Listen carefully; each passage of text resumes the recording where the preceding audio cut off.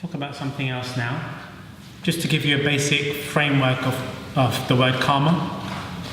The world that we live in needs to be approached in a certain way, and that's fine. But there is another world that goes on, which is the real context. You live in the subcontext. You live in a window of reality. We do. We live in a window where there's a certain amount of understanding. The actual full frame, the full light of the world is a lot larger. There's a lot more going on that we are not aware of. Yoga and the science of the Vedas, the Upanishads, all the scriptures of yoga tell you what the rest of the picture is.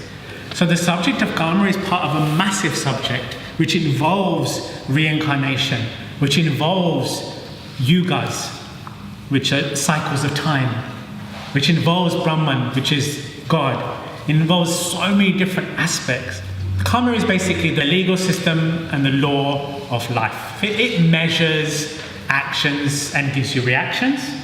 It's the consequences of all your actions. It's the reason why we're not allowed to be indiscriminate in our actions. It's why we're not allowed to just do anything. If there was no legal system of life, karma, we could be able to do anything. But karma is there to measure our actions and say, okay, now this is your action and this is going to be the reaction to your action, right? It was a system which was set up by the Spirit, by God, by Brahman, by the Creator, by the wisdom that runs our universe, in order for one thing, and one thing alone. Our choice and our decision as beings to have free will. The trade-off was this. If you guys want free will, then who's going to control you? What is going to be controlled? If God puts us down here and says, right guys, this is what you're supposed to do, and I'm going to remind you every day, and I'm going to correct everything you do, and you're basically going to be flipping robots. If you don't want that, and you don't want the power to decide and choose every day what you do, then something needs to take care of that, and that, my friends, is karma. Right? It's the framework that lets us know when an action that we've chosen to do is not right. Were it not for karma, with our decision to have free will, which all of you love, right? Your ability to decide whatever the F you want to do, it's your choice. You can throw yourself down a ditch tomorrow, it's not my business. It's not even God's business. You can go and kill somebody tomorrow, it's not his business. But what will happen is karma. Karma will come to collect and to balance you out for whatever reason, right? Otherwise, we would have to have our entire life controlled.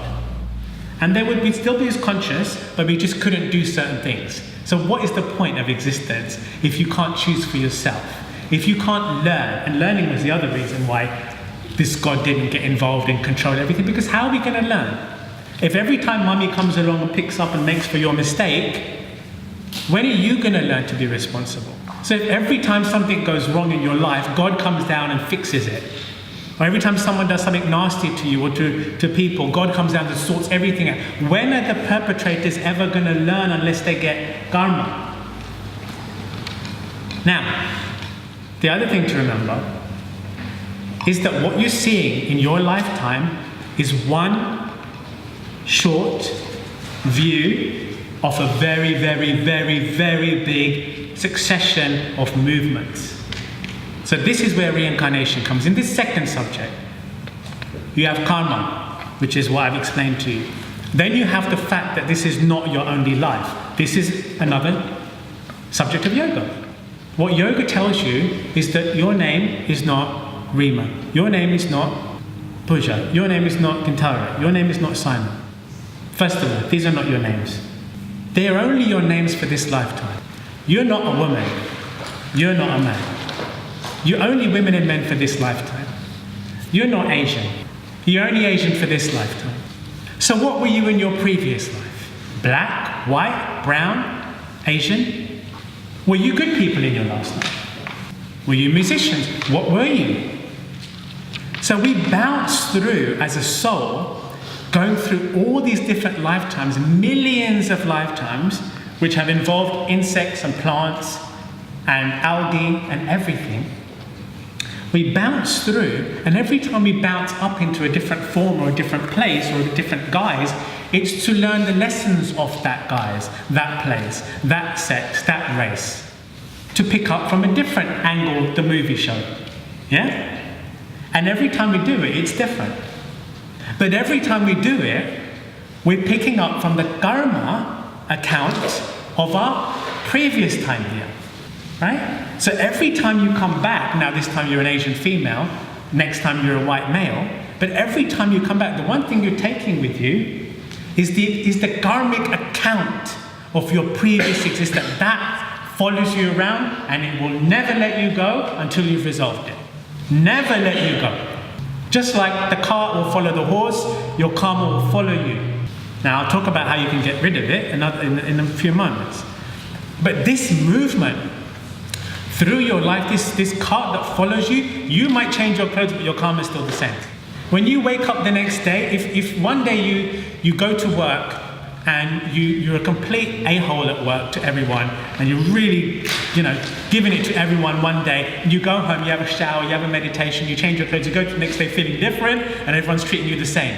That's karma. That's karma. You're different, but everyone's treating you the same. Because they're referring back to yesterday. Because they're like, hold on a second, you're not about to come here and be all sweet as pie with me. And yesterday, you were talking out of your face to me. So here's a bit of karma. And then you're like, hold on a second, but I'm all different. And I'm dressed up and I'm all happy and smiley. And everyone's giving me this. What have I done? What have you done? That's karma. Now I'm talking about one day in between sleeps, yeah? Karma, like this. Between lives, my friends, between lives. This is going between your lives. This is going between your lives. So when you wake up in a new body, you might look different. You might feel different. But your karma's following you. And it's going to take its place in all the different people and places around you. They all have interactions with you.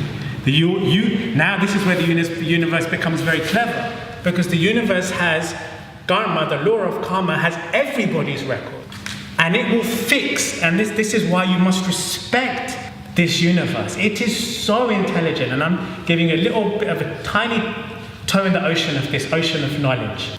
And when you learn more, you will understand why I'm saying it's so intelligent. You come into this world, and every time people are born here, there is a system out there that's calculating every single person's record. And they're born, and the interactions between all of us are based on the karmic accounts that we have.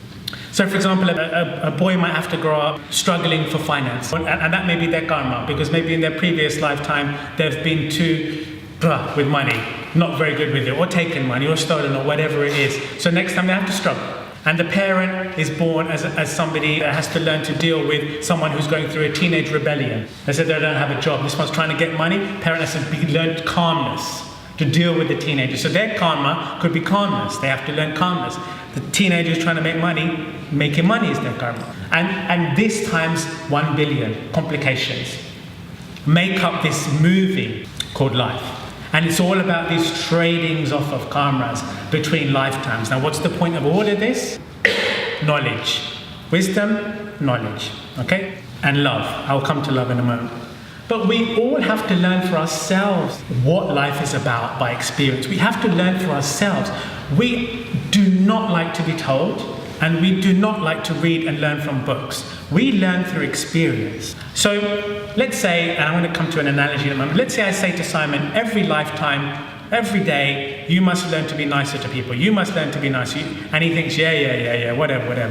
Until one day someone is really not nice to him. And then he stops and thinks, oh, but I thought I was doing okay. I thought I was a nice person. It doesn't feel nice. It doesn't feel nice to be treated that way. And then he has a moment of clarity.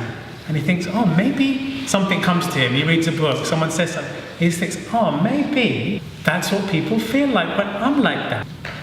And then he changes inside. And then that karma drops, right? So people will learn, people get to learn through wisdom. they get teachers, they get many things come to their life to help them not to have to go through the negative experience of karma. But if they don't learn for long enough, what happens then? Then the law of karma has to kick in and say, well, listen, we sent you teachers, we sent you prompts.